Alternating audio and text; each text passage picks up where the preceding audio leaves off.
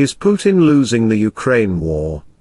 If you ask someone living in the US, UK, or Germany, how the Russian war in Ukraine is going, you are likely to get a strong response, saying that Russia is losing quite badly. In fact, many around the world share this belief, that the war has gone bad for Russia, especially in the last few months. As Russia threatens, of using nuclear weapons in the war, it sure looks like a sign of desperation. But, is Russia really in a bad situation? How much of it is based on wishful thinking, and how much of this is actually facts on the ground? On a more fundamental level, what is the proper yardstick to use, to measure the success or failure of Russia's military offensive? The opinions formed by the people are largely influenced by several factors. Let's see why do most people, especially in the West, believe that the war is going very badly for Russia. 1. The media. The Western media has widely covered the losses of Russia, on the military front. The successful repeal by the Ukrainian forces, on the outskirts of Kyiv, at the beginning of the war, as well as, the recapture of territories, northeast of Kharkiv, more recently, has made headlines all over the world, especially in the Western media. When Ukraine either repels the Russian advancements, or recaptures lost Ukrainian territory, the news is received with great enthusiasm, feeding a sense of triumph. So, there is a general perception in the world, that Russia is losing. The media also portray Putin as an out-of-control autocrat, who has completely miscalculated Ukrainian capacity and resistance, who then keeps making one mistake after another. However, in both cases, we believe, the media has taken a wishful approach, than sticking to the truth. 2. Increased nationalism. Most countries in Western Europe believed, Russia is an enemy, even before the war in Ukraine started. Comparatively, the United States has looked at Russia as a thorn in the flesh, not strong enough to qualify as an enemy, since the Cold War memories were slowly fading. The American leaders view Russia as an adversary, with much decreased capacity, which has to be kept under check, instead of treating Russia as a foe, which needs to be defeated.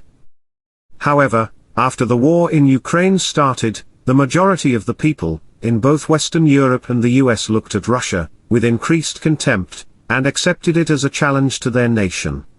The increased nationalistic fervor was further fueled by the media. Due to this attitude, the judgments made are deliberately skewed, rather than based on the true picture of the war, a war, what most Westerners consider as misadventure at its best, and egregious violence at its worst. 3. Moral grounds. There is widespread anger in the West against Putin, based on what they perceive as Putin's immoral war, waged over innocent Ukrainians, including several civilians. The Russia-Ukraine war has been extremely hard, for the Ukrainians in particular, on many fronts. To be fair, Russia has also suffered, due to the economic sanctions, and military losses. However, it has to be understood, a war has always been hard, on the citizens, as well as the military. As can be expected, the weaker nation suffers the worst. This is true when the US-led NATO waged wars, on some countries in the recent past, including Iraq and Afghanistan. Those were supported by many of the same countries, which are now disgusted to watch the destruction to life and property in Ukraine. But, in the Ukraine war, it's not just the average US or European citizen who feels that the war is going badly for Russia. There are government officials and leaders who constantly make statements, that Ukraine has turned the tide against Russia, and Russia can't sustain the pressure much longer. It's hard to know if they really believe in it or not. However, there are several pundits, who may make these judgments, based on some assumptions. Let's look at what these assumptions are. 1. Russia is running out of money and military personnel. This assumption stems out of the fact, that Russia employed new untrained recruits directly into combat, at the early stages of the war, and in September 2022, Russia started forcibly enlisting its citizens, who are in the age group of 18 to 65. On the economic side, Russia has been heavily sanctioned, and added to that, Russia has stopped its supply of natural gas to Germany, and other parts of Western Europe, thereby losing huge amounts of their export money. Despite the sanctions, Russia seems to be quite resilient for now, with very little national debt to begin with, and sufficient foreign reserves in hand. In fact, the Russian ruble has appreciated significantly, compared to what its value was, before the start of the war. Despite the heavy sanctions on Russian oil sales, in a surprise move, the oil-rich Saudi Arabia has doubled in importing Russian oil, to enable Saudi Arabia to sell more of its own crude oil to other countries, at higher prices. Russia seems to have figured out a way to reduce the impact of the sanctions to a large extent, due to countries like Saudi Arabia and China, who have bought large amounts of Russian oil and gas in the recent months. 2. Opposition to Putin is growing internally in Russia. The second assumption that the West has made is that there is strong opposition for Putin in Russia. If we turn to the American or other Western media, we see war protests by ordinary citizens in Moscow, who bravely express their anger and displeasure, despite the possibility of strong actions against them. We also see how people seem to be fleeing Russia, to avoid being recruited into the military. Though definitely there are protests within Russia, there is equally a widespread support for Putin's actions as well. The Russians see the Western sanctions as a direct assault on them, and the general discontent has grown against the West, in Russia. As you can expect, when a population faces an external threat, they tend to gravitate towards their leader, even if they have had political differences in the past. This was true during both the Gulf Wars in the US, as well as when America was attacked on the 11th of September. The political left and the right joined forces in the United States, for what was believed as the need of the hour, to face a common external threat. Similarly, contrary to what the outside world believes, Putin has only consolidated his power, due to the Western sanctions. 3. Putin is likely to be ousted in a coup.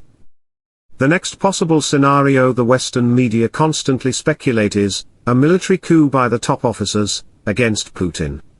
The assumption made here is, Putin is pushing the military into an unjustified war that is not supported by his own generals.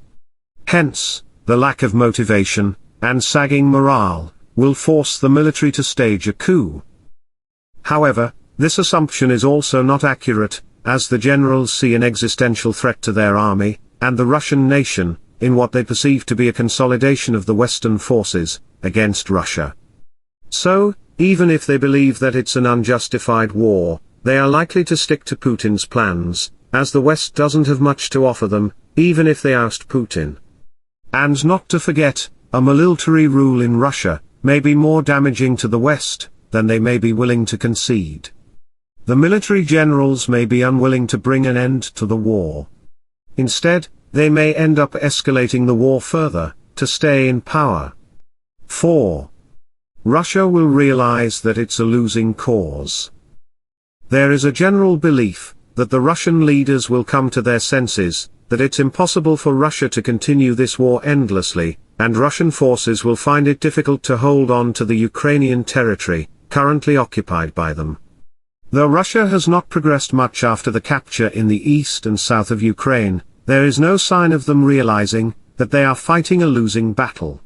In fact, Russia seems to be consolidating its position by conducting sham ballot initiatives to give a legal veneer and claimed of annexing Ukrainian territories, even though it's unclear how much of it will stay under Russian control in the longer run.